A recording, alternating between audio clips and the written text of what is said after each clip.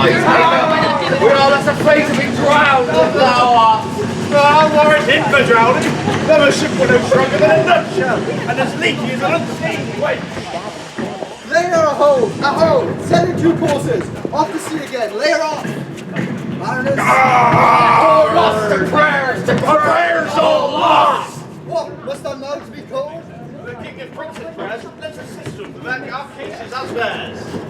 I'm out of patience! We are merely cheated out of our lives by drunkards. This white chap rascal, would thou might lie drowning the washing of 10 tides? He'll be hanged yet, with every drop of water swearing against it agape and quenched the mercy on us! We split! Farewell, my life and children! Farewell, brother! We split! Let's all sing to the king! Let's take leave of him. Now that I give 1,000 florins a sea for an acre of barren ground, 1/2 room for anything. Yours will be done that I would think I had tried. That's not work. If I were up, Every day's leg day. yeah, well, I'm going to be around. What a leave! Our starting seems to pour down stinking pitch, but the sea, mountain falcon's cheek dashes the fire out. Oh, I have suffered with those that I saw suffer. A brave vessel. Who had no doubt some noble creature in her, dashed all to pieces. Oh, the mighty knock against my very heart. Poor souls, they perished. Had I been any god in power, I would have sunk the earth. I would have sunk the sea within the earth, or ere it should the good ship so have swallowed with rotting souls within her. Be collected. No more amazement. Tell your piteous heart. There's no harm done. Oh, woe the day! No harm. I have done nothing but care of thee, dear one, be my daughter.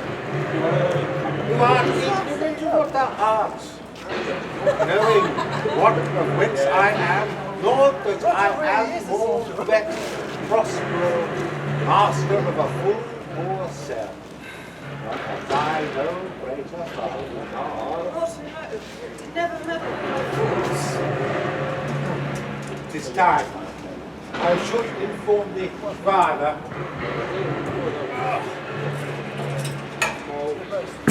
Lend thy hand and pluck my magic garments from me. So. Lie there, my heart.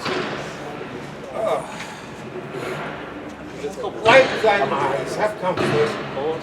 The direful spectacle of the rack, which touched the very virtue of compassion in thee, I have with such provision in mine art so safely ordered that there is not so much permission as an hair fit to any creature in the vessel which thou heardst drive, which thou drawest sit. Sit down. For thou must now go further. You've often begun to tell me what I am, but stopped and left me moveless in position. Stay, not yet. The hour's now come. The very minute gives the oak down here. Canst thou obey me attention? Canst thou remember a time before we came unto this cell? I do not think thou canst. For then thou wast not out 3 years old. Certainly, sir, I can. By what? By any other house or person? Of anything, image tell me, that has kept you dilate. It is far off. I'd rather like a dream than assurance that my remembrance was. Had I not 4 or 5 women that once tended me? Thou canst! You canst more, Miranda. But how is it that this lives in thy mind? What seest thou else in the dark backward and abysmal tide? If thou rememberest aught ere thou camest here, how thou camest here? But that I do not. 12 years since, Miranda. 12 years since. Thy father was the Duke of Milan and the Prince of Power. Sir, are you not my father? Oh, but thy mother was a niece of virtue, and she said that was my daughter. And his only heir and princess. And thy father was Duke of Milan, and his only heir and princess. No worse is he. Oh, heavens! What foul play had we that we came from thence? Or blessed as we did? Both. Both, my girl.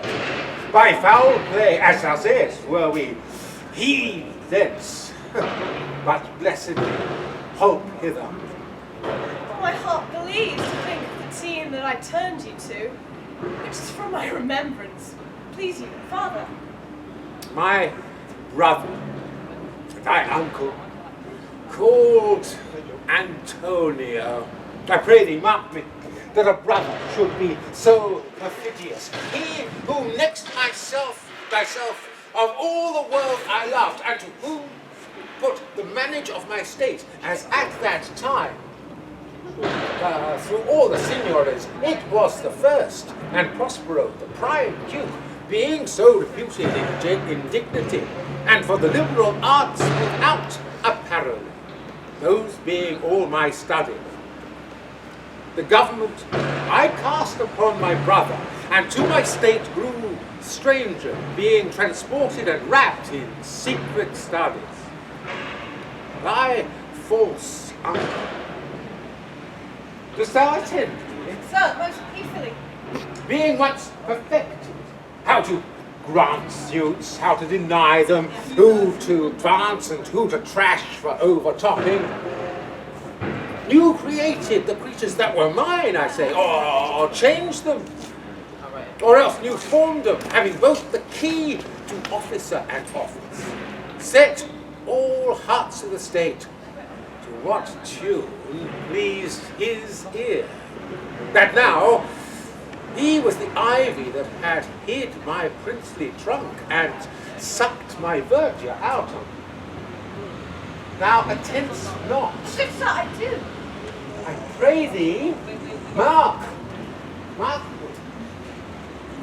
I thus, neglecting worldly ends, all dedicated to closeness and the bettering of my mind with that which, but being so retired, prized all popular rate.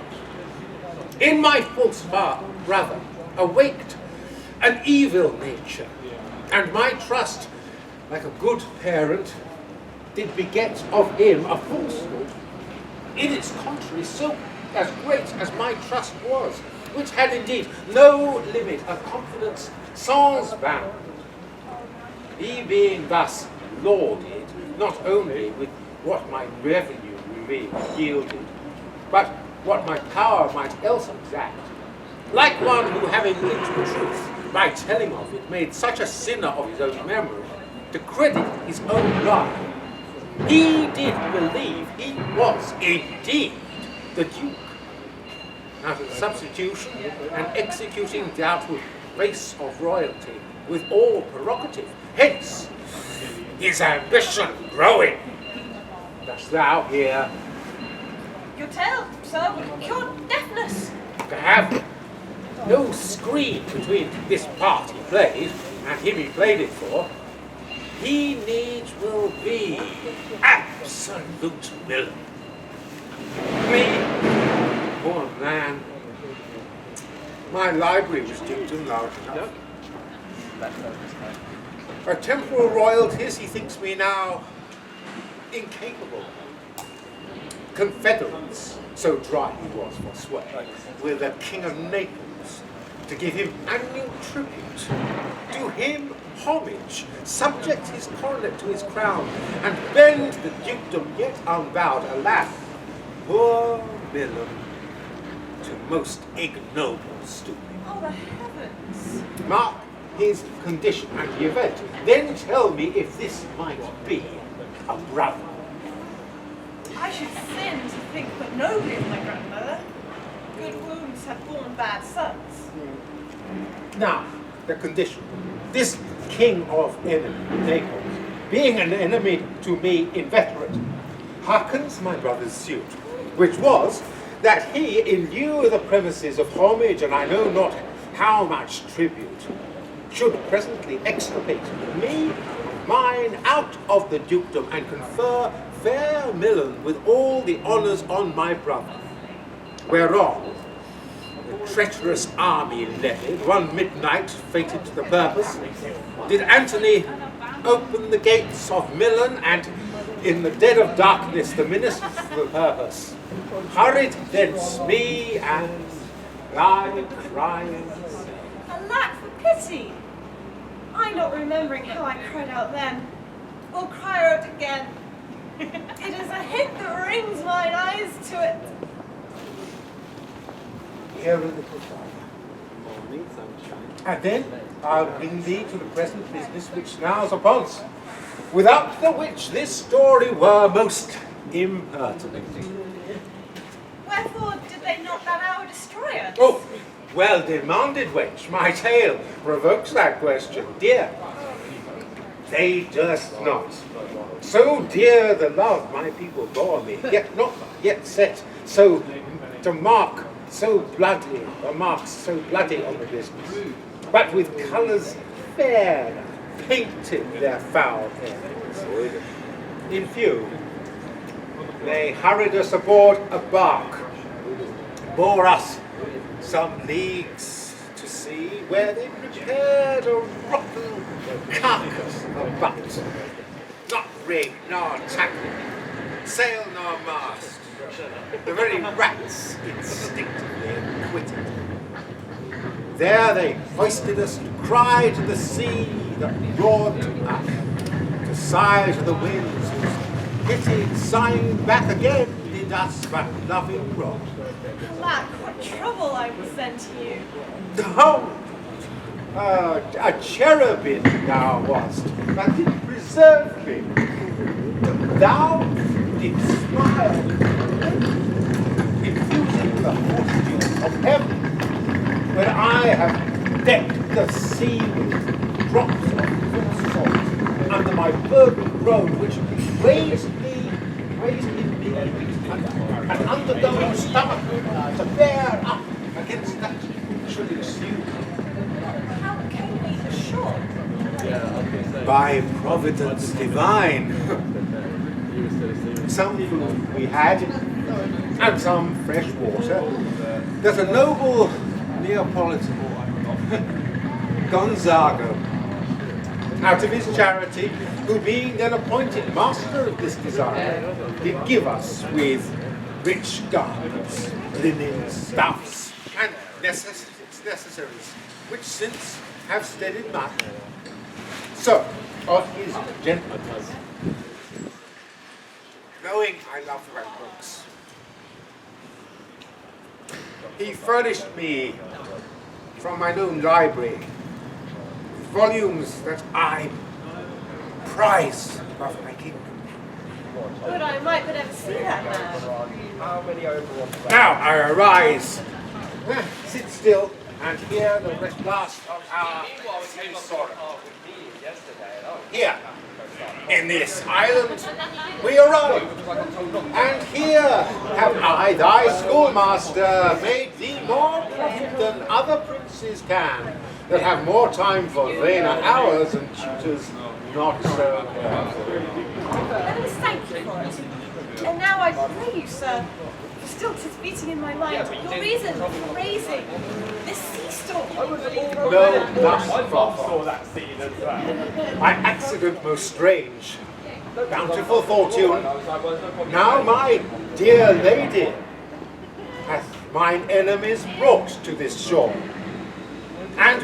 By my prescience, I find my zenith doth depend upon a most auspicious star, whose influence, if I now court not, but admit, my fortunes will ever after dream. Here cease more questions. Farewell.